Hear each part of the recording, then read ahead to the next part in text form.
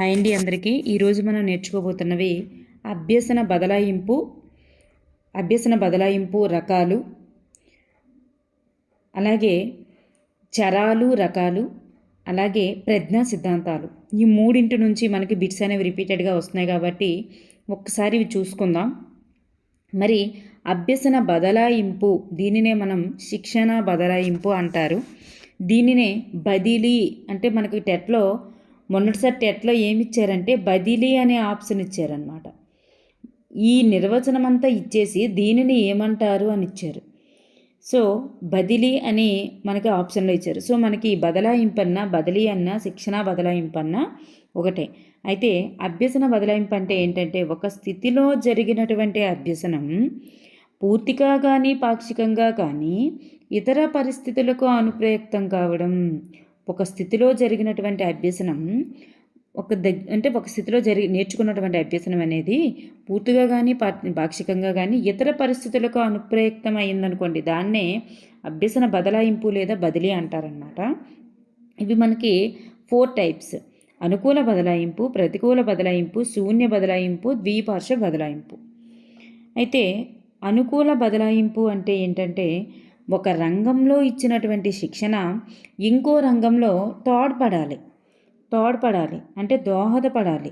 ఇది పునరభ్యసనాన్ని పోలి ఉంటుందన్నమాట. ఇది దేన్ని పోలి ఉంటుంది? పునరభ్యసనాన్ని పోలి ఉంటుంది.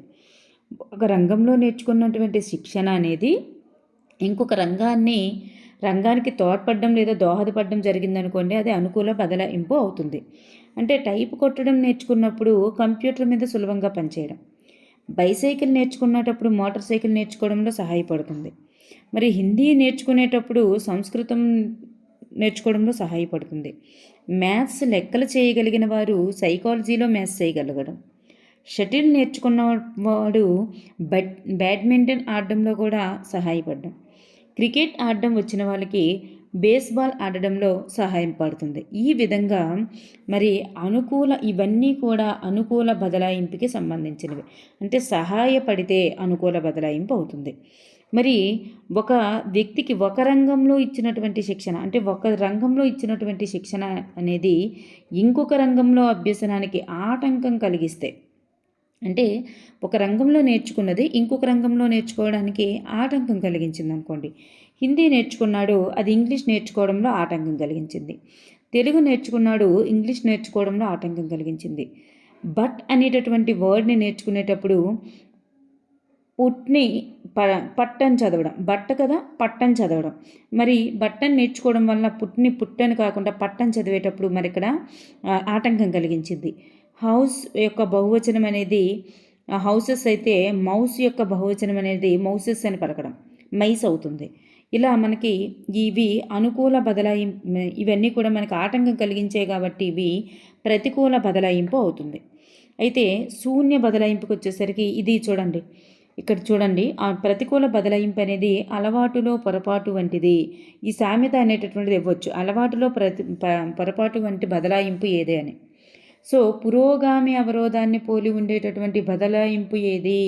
ప్రతికూల బదలాయింపు. పురోగామి అవరోధాన్ని పోలి ఉండేది ప్రతికూల బదలాయింపు. నెక్స్ట్ వన్ శూన్య బదలాయింపు. ఒక వ్యక్తికి ఒక రంగంలో ఇచ్చినటువంటి శిక్షణ ఇంకొక రంగంలో ఎటువంటి ప్రభావం కూడా చూపలేదనుకోండి. ఒక రంగంలో ఇచ్చినటువంటి శిక్షణ ఇంకొక రంగంలో ఎటువంటి ప్రభావం కూడా చూపకపోవడం, అంటే ఇక్కడ ఎటువంటి బదలాయింపు కూడా జరగదు. అంటే ఆటలో ప్రతిభ చూపడం, పాఠ్యాంశాల్లో ప్రతిభ చూపడం. చూడండి, ఆటలు బాగా ప్రతిభ చూపుతున్న వాళ్ళు పాఠ్యాంశాల్లో కూడా ప్రతిభ చూపుతారు అనుకోవడం అక్కడ జరుగుతుందా? జరగదు. సో ఇక్కడ చూపేవాళ్ళు అక్కడ చూపకపోవచ్చు. ఇక్కడ ఈ ఆటలకి పాఠ్యాంశాలకి ఎటువంటి సంబంధం లేదు కాబట్టి శూన్య బదలాయింపు. సో ముగ్గులు బాగా వేయగలిగిన వాళ్ళు వంటలు బాగా చేయగలగడం అనేది తోడ్పడుతుందా? ఈ ముగ్గులకి వంటలకి ఏమైనా సంబంధం ఉందా? లేదు. కంప్యూటర్ బాగా నేర్చుకున్న వాళ్ళు కార్ డ్రైవింగ్ చేయడం, దీనికి ఎటువంటి సంబంధం లేదు. ఆటలు బాగా వచ్చిన అమ్మాయి పాటలు బాగా పాడడం, ఇది కూడా సంబంధం లేదు. సో నేర్చుకున్న దానికి దీనికి ఎటువంటి సంబంధం, అసలు పూర్తి పోలిక లేకపోవడం అనేటటువంటిది శూన్య బదలాయింపుకి చెందుతుంది. నెక్స్ట్ వన్ ద్విపార్శ్వ బదలాయింపు. అంటే ఒక చేతితో నేర్చుకున్నటువంటి విషయం లేదా కౌశలం అనేది ఇంకొక చేతితో కూడా చేయడానికి దోహదం చేయడం. ఒక చేతితో నేర్చుకున్నటువంటి విషయం లేదా కౌశలం అనేది ఇంకొక చేతితో కూడా చేయడానికి దోహదపడడమే ద్విపార్శ్వ బదలాయింపు. ఒక చేతితో బాణాలు వేయడం బాగా వస్తే రెండవ చేతితో కూడా బాణాలు వేయడం అనేది ద్విపార్శ్వ బదలాయింపు. ఒక చేతితో బొమ్మలు వేయగలిగిన వ్యక్తి రెండవ చేతితో కూడా బొమ్మలు వేయగలగడం ద్విపార్శ్వ బదలాయింపు అవుతుంది. సో మీకు అర్థమైంది కదండి.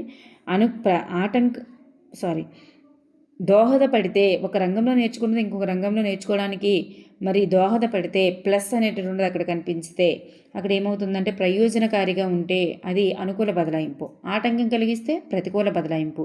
మరి ఒక రంగంలో నేర్చుకున్నటువంటి దానికి ఇంకొక రంగంలో ప్రతిభ చూపించిన దానికి ఎటువంటి సంబంధం కూడా లేకపోతే శూన్య బదలాయింపు. మరి ఒక చేయితో లేదా ఒక కాలుతో నేర్చుకున్నది ఇంకొక అంటే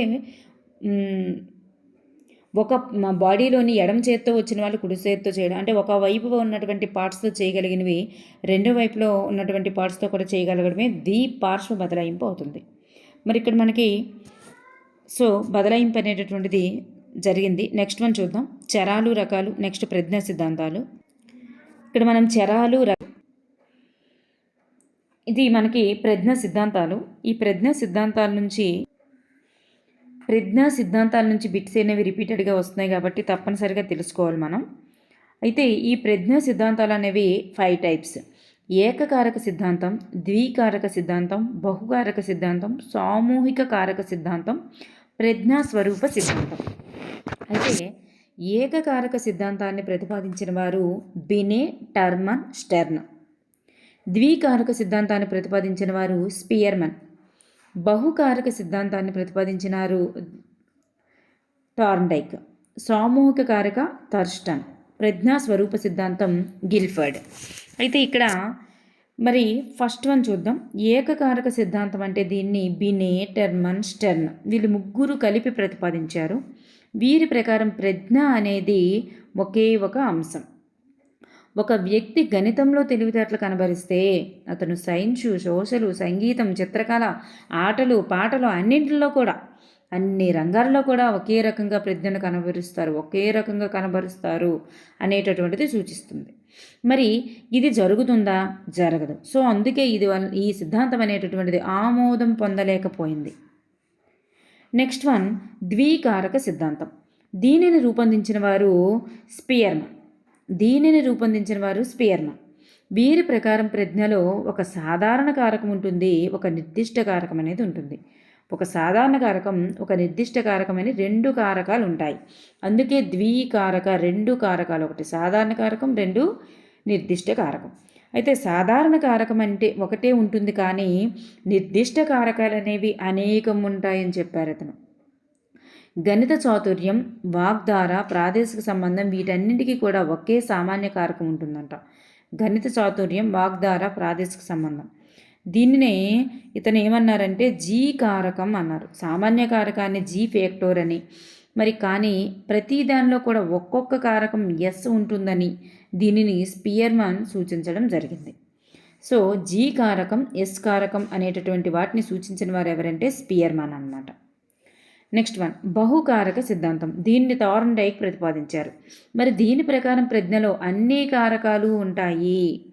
ఈ కారకాలు ప్రతి మానవ చర్యలోనూ ఉంటాయని. చూడండి, అన్ని కారకాలు ఉంటాయంట. అన్ని కారకాలు, బహుకారక అంటే అన్ని కారకాలు. థార్న్డైక్ రూపొందించారు. 2 మానసిక చర్యల మధ్య ఉన్నటువంటి సంబంధము ఆ 2 చర్యలలోనూ ఒకే రకమైన కారకాలు ఎంతవరకు ఉంటాయనే విషయం మీద ఆధారపడి ఉంటుంది. మరి ఈ సిద్ధాంతం ఆధారంగా CAVDని రూపకల్పన చేశారు. CAVD.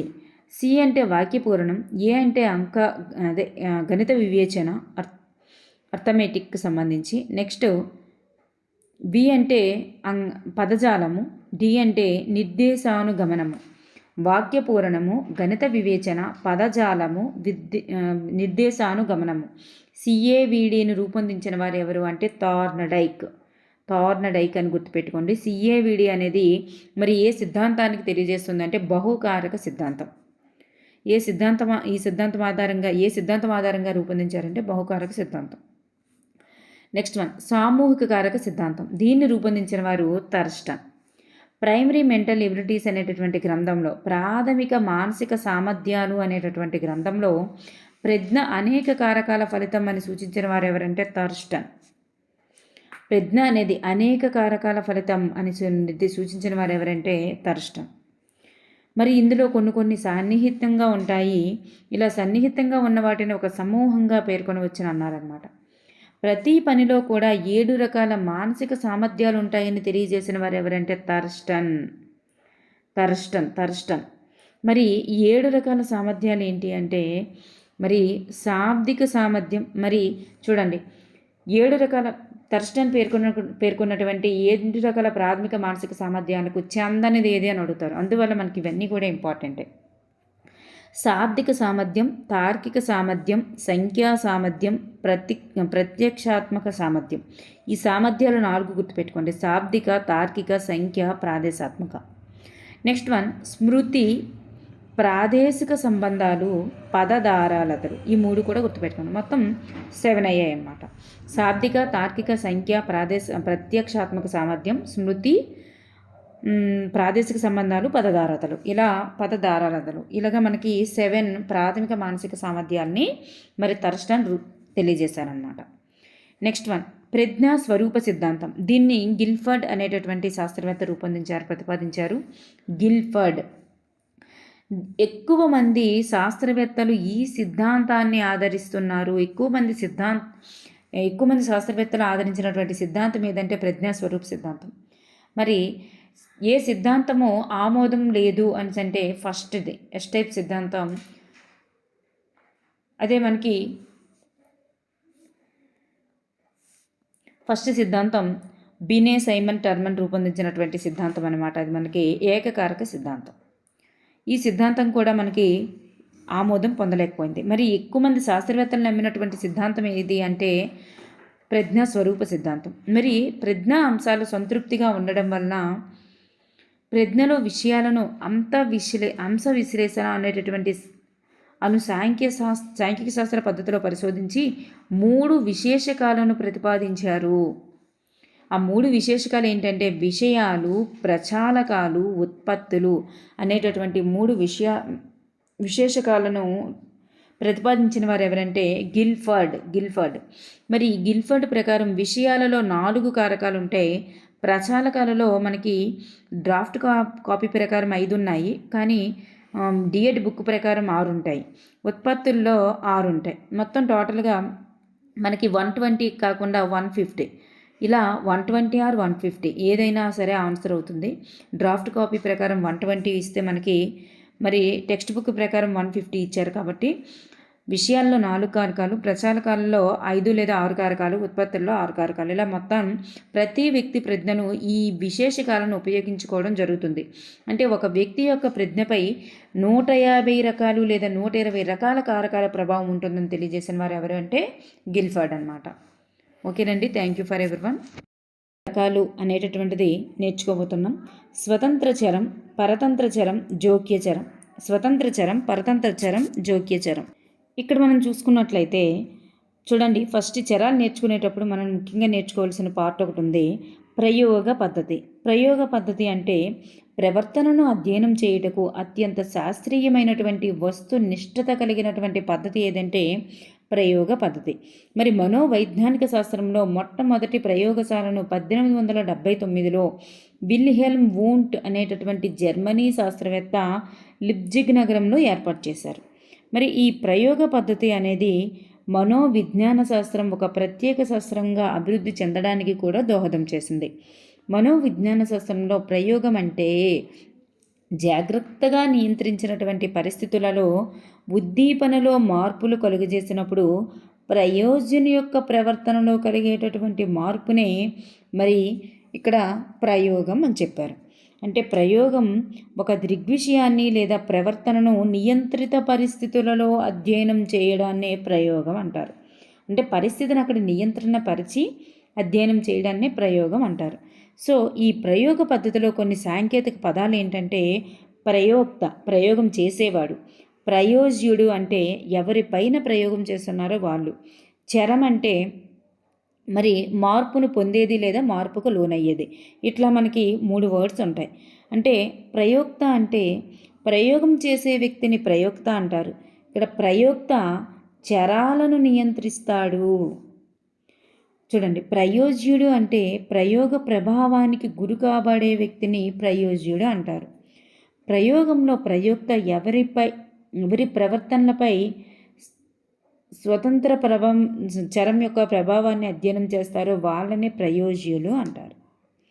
చరం అంటే ప్రయోగంలో మార్పును పొందే లేదా మార్పుకు లోనయ్యేటటువంటి, మార్పుకు కారణమయ్యేటటువంటిది, మార్పుకు గురయ్యేటటువంటి అంశమే చరం అన్నమాట. సో ఇప్పుడు మనం చూద్దాం. స్వతంత్ర చరము అంటే ఇండిపెండెంట్ వేరియబుల్ అంటే ప్రయోగం చేసేటటువంటి సమయంలో ప్రయోక్త తన ప్రయోగానికి అనుగుణంగా మార్చే చరాన్ని స్వతంత్ర చరం అంటారు. ఇది ప్రయోక్త ఆధీనంలో ఉంటుంది. ప్రయోగంలో స్వతంత్ర చరం అనేది కారణం పాత్ర పోషిస్తుంది. పరతంత్ర చరం చెప్పిన తర్వాత నెక్స్ట్ మీకు ఒక ఎగ్జాంపుల్ చెప్తాను. మరి పరతంత్ర చరం అంటే డిపెండెంట్ వేరియబుల్, ప్రయోగంలో స్వతంత్ర ప్రభావానికి గురయ్యేటటువంటి చరం. ఇది ప్రయోగంలో ప్రయోక్త దీనిలో మార్పులను గమనిస్తాడు. ప్రయోగంలో పరతంత్ర చరం అనేది ఫలితం పాత్ర పోషిస్తుంది. కారణం పాత్ర పోషించేది స్వతంత్ర చరం అయితే, మరి ఫలితం పాత్ర పోషించేది పరతంత్ర చరం. పా గుర్తుపెట్టుకోండి. స్వతంత్ర చరం కారణం పాత్ర పోషిస్తుంది. ఇక్కడ చూడండి, ప్రయోక్త ఆధీనంలో ఉన్నటువంటి చరం స్వతంత్ర చరం, దాని ప్రభావానికి లోనయ్యేటటువంటి చరమే పరతంత్ర చరం. ఫర్ ఎగ్జాంపుల్, ఒక ఉపాధ్యాయుడు విద్యార్థి యొక్క సాధనపై స్వీయ అభ్యసన సామగ్రి యొక్క ప్రభావంను అంచనా వేసేందుకు ప్రయోగం చేస్తున్నాడు. విద్యార్థి యొక్క సాధన పైన స్వీయ అభ్యసన యొక్క సామగ్రిని ఉపయోగిస్తే ఎలా ఉంది, ఉపయోగించకపోతే ఎట్లా ఉంటుంది. అంటే స్వీయ అభ్యసన సామగ్రిని ఉపయోగిస్తే విద్యార్థి సాధనపైన ఏమైనా ప్రభావం చూపుతుందా, ఉపయోగించకపోతే ఏమైనా ప్రభావం చూపుతుందా అని ఆయన ఒక ప్రయోగం చేయాలనుకున్నాడు. అంటే ఇక్కడ విద్యార్థి సాధన అనేటటువంటిది పరతంత్ర చరం, ఇక్కడ స్వీయ అభ్యసన సామగ్రి అనేది స్వతంత్ర చరం అవుతుందన్నమాట. నెక్స్ట్ వన్ చూద్దాం. ఇంకో ఎగ్జాంపుల్ చూసుకున్నట్లయితే, విద్యార్థి చురుకుదనంపై గ్లూకోజ్ యొక్క ప్రభావం. అంటే విద్యార్థి చురుకుదనంపై గ్లూకోజ్ ప్రభావం ఎలా ఉంటుంది అని పరీక్షించాలనుకున్నారనుకోండి, ఈ గ్లూకోజ్ ఏదైతే కారణం పాత్ర పోషిస్తుందో అది స్వతంత్ర చరం. ఫలితం దేనిపైన? ఫలితం చురుకుదనం పైన కదా ఫలితం ఎలా వస్తుందో చూడాలనుకుంటున్నారు. సో ఈ ఫలితం పాత్ర పోషించేదే పరతంత్ర చరం. నెక్స్ట్ వన్, విద్యార్థి ప్రవర్తనపై తల్లిదండ్రుల పెంపకం ప్రభావం. అంటే తల్లిదండ్రుల ప్రభావం అనేది ఎలా ఉందో, ఆ పెంపకాన్ని బట్టి ప్రవర్తన ఎలా ఉందో చూడాలనుకుంటున్నారు. సో కారణం అనేటటువంటిది ఇది, ఫలితం అనేటటువంటిది ఇది. కారణం పాత్ర పోషించేది స్వతంత్ర చరం అయితే ఫలితం పాత్ర పోషించేది పరతంత్ర చరం. నెక్స్ట్ వన్, జోక్య చరం చూసుకుంటే, ఎవరి ఆధీనంలో కూడా లేకుండా ప్రయోగంలో పరతంత్ర చరంపై ప్రభావం చూపేటటువంటి చరాన్నే జోక్య చరం అని అంటారు. ఇది ఎవరి ఆధీనంలో కూడా ఉండదన్నమాట. అంటే ప్రయోగంలో పరతంత్ర చరంపై ప్రభావం చూపేవి స్వతంత్ర చరంతో పాటు జోక్య చరాలు కూడా ఉంటాయన్నమాట. అంటే ప్రయోగం యొక్క సఫలత విఫలత అనేవి జోక్య చరాలను అదుపు చేయడం మీద ఆధారపడతాయి. జోక్య చరం అంటే ఏంటి? ఇప్పుడు ప్రయోజుల యొక్క మానసిక స్థితి కానీ, అనారోగ్యం కానీ, అలసట కానీ, లేదా పరికరాలు వైఫల్యం అవ్వడం కానీ, ఇలాంటివి ఏవైనా, అంటే ఇక్కడ ప్రయోగం చేయాలనుకునేటప్పుడు ఏవైతే అక్కడ ఎఫెక్ట్స్ వస్తాయో, అంటే ఇప్పుడు ప్రయోజుల యొక్క మానసిక పరిస్థితి బాగోలేదనుకోండి, ఆ ప్రయోగం సఫలం అవ్వదు. అలాగే అనారోగ్యంగా ఉన్నారనుకోండి, సఫలం అవ్వదు. అలసటగా ఉన్నారనుకోండి, సఫలం అవ్వదు. పరికరాలు సరిగ్గా పనిచేయలేదు అనుకోండి, అప్పుడు కూడా అనుకున్నది అక్కడ ప్రయోగం కరెక్ట్గా జరగదు. కరెక్ట్గా జరగకపోవడానికి ఏవైతే ఎఫెక్ట్స్ జరుగుతున్నాయో, అక్కడ కారణాలు జరుగుతున్నాయో, అవన్నీ కూడా జోక్యచరాలు అవుతాయి అన్నమాట. నెక్స్ట్ వన్, ఉపాధ్యాయుడు విద్యార్థుల యొక్క అభ్యసనపై కంప్యూటర్ ప్రభావంను పరీక్షించదలిచాడు. ఉపాధ్యాయుడు విద్యార్థి యొక్క అభ్యసనంపై దేనిపై అని అనుకుంటున్నారో ఇది ఫలితం పాత్ర పోషిస్తుంది. ఇది పరతంత్ర చరం. కంప్యూటర్ల యొక్క ప్రభావం అన్నారు కదా, కంప్యూటర్ల యొక్క ప్రభావం అనేది స్వతంత్ర చరం అవుతుంది. సో అప్పుడు కంప్యూటర్ వైరస్ కారణంగా పాడైపోయింది. సో ఇది వైరస్ అనేటటువంటిది జోక్య చరం అవుతుంది. నెక్స్ట్ వన్, నా క్లాస్ బాగా విని నా క్లాసులో ఉన్నటువంటి లోపాలను బయటికి తీయాలని మీరు అనుకున్నప్పుడు మీ ఫోన్లో నెట్ బ్యాలెన్స్ అయిపోవడం, అది జోక్యచరం అనమాట. అంటే ఇక్కడ క్లాస్ బాగా విని నా క్లాసులో ఉన్నటువంటి లోపాలను బయటికి తీయాలని మీరు అనుకున్నారు. అప్పుడు ఇది నెట్ బ్యాలెన్స్ అయిపోవడం అనేది జోకేశారం ఇట్లా అనమాట. నెక్స్ట్ వన్, ప్రయోగ పద్ధతుల యొక్క సోపానాలు ఇట్లా ఉంటాయి. ప్రయోగ పద్ధతి అంటే శాస్త్రీయ పద్ధతి యొక్క సోపానాలు అనేవి ఇలా ఉంటాయి. సమస్యను గుర్తించడం, నిర్వచించడం, పరికల్పనలు ఏర్పరచుకోవడం, వాటికి అనుగుణంగా దత్తాంశాన్ని సేకరించుకోవడం, దత్తాంశాన్ని సాంఖ్యిక పరంగా మరి విశ్లేషించడం, నిర్ధారణలకు రావడం, పరికల్పనలు ఆమోదించడం, ఇలా మనకి 7 అనేటటువంటివి సోపానాలు ఉన్నాయి. నెక్స్ట్ మన ప్రయోగంలో సాధారణంగా 2 రకాల సమూహాలు ఉంటాయి. నియంత్రిత సమూహం, ప్రయోగ సమూహం. మరి నియంత్రిత సమూహం అంటే ఎటువంటి ప్రయోగ పరిస్థితులకు గురికానటువంటి సమూహమే నియంత్రిత సమూహం. ఇది సహజ స్థితి అనమాట. అయితే ఇక్కడ ప్రయోగ సమూహం అంటే గురి అవుతుంది. మరి అది ఏక సమూహ నమూనా, సమసమూహ నమూనా, భ్రమణ సమూహ నమూనా, బహుళ సమూహ నమూనా అని ఈ ప్రయోగ సమూహ నమూనాలు అనేవి 4 రకాలుగా ఉంటాయి. అవి ఒక్కసారిగా చూద్దాం. ఏక సమూహ నమూనా అంటే ఈ పద్ధతిలో ఒకే సమూహంపై ఒకే సమూహం అనేది ఉంటుంది. ఇదే నియంత్రిత సమూహంగాను తరువాత ప్రయోగం సమూహంగాను రెండింటిగాను చూస్తారనమాట. ఒక సమూహాన్ని తీసుకుంటారు. ఫస్ట్ ప్రయోగం చేయకుండా ఎలా ఉందో చూస్తారు, తర్వాత ప్రయోగం చేసిన తర్వాత ఎట్లా ఉందో చూస్తారు. ఫస్ట్ నియంత్రించకుండా చేస్తారు, తర్వాత నియంత్రించి చేస్తారు. నియంత్రిత సమూహంగా ఉంటుంది, తర్వాత ప్రయోగ సమూహంగా ఉంటుంది. ఈ రెండింటిగా పరంగా కూడా ఉండేది ఒక సమూహమే. తర్వాత 2 సమూహాలు లేదా సమాంతర సమూహ నమూనా తీసుకుంటారు. ఇందులో 2 సమూహాలు తీసుకుంటారు. ఒకదానిపై ప్రయోగం చేస్తారు, ఒకదానిపై ప్రయోగం చేయరు. ఇక్కడ ఒకదానిపై ప్రయోగం చేస్తారు, ఒకదానిపై ప్రయోగం చేయరు. అలా చూస్తారనమాట. నెక్స్ట్ వన్, మూడు తీసుకుంటారు. భ్రమణ సమూహ నమూనా 3 తీసుకోరు. ఇది కూడా భ్రమణ సమూహ నమూనాలు కూడా 2 సమూహాలు తీసుకుంటారు. భ్రమణ సమూహ నమూనాలో ఏం చేస్తారంటే ఒక సమూహం తీసుకుంటారు. ఫస్ట్ నియంత్రిస్తారు, తర్వాత ప్రయోగం చేస్తారు. ఇక్కడ ఇంకో సమూహాన్ని తీసుకొని ఫస్ట్ ప్రయోగం చేస్తారు, తర్వాత నియంత్రిత చేస్తారు. అంటే ఒక సమూహాన్ని నియంత్రిత చేస్తారు, ఒక సమూహాన్ని ప్రయోగం చేస్తారు, మళ్ళీ రివర్స్ చేస్తారు. ఒక సమూహాన్ని ప్రయోగం చేస్తారు, ఇంకో సమూహాన్ని నియంత్రిత చేస్తారు. ఇలా చేస్తూ ఒకదాని తర్వాత ఒకటి చేస్తారు కాబట్టి ఇది భ్రమణ సమూహ నమూనా అంటారు. ఈ రకంగా ప్రయోగం చేస్తారన్నమాట. బహుళ సమూహ నమూనా అంటే ప్రయోగంలో అనేక సమూహాలు, 2 లేదా అంతకంటే ఎక్కువ సమూహాలు తీసుకొని ఒక్కదానిని నియంత్రిస్తారు, మిగతావన్నీ కూడా ప్రయోగ సమూహానికి గురి చేస్తారనమాట. ఈ విధంగా చేస్తే దాన్ని బహుళ సమూహ నమూనా అంటారనమాట. ఈ రకంగా ఈ సమూహ నమూనాలు అనేటటువంటి విధంగా ప్రయోగాలు అనేటటువంటివి చేసి పరీక్షిస్తారనమాట. నెక్స్ట్ వన్ చూద్దాం. ప్రజ్ఞా పరీక్షలు.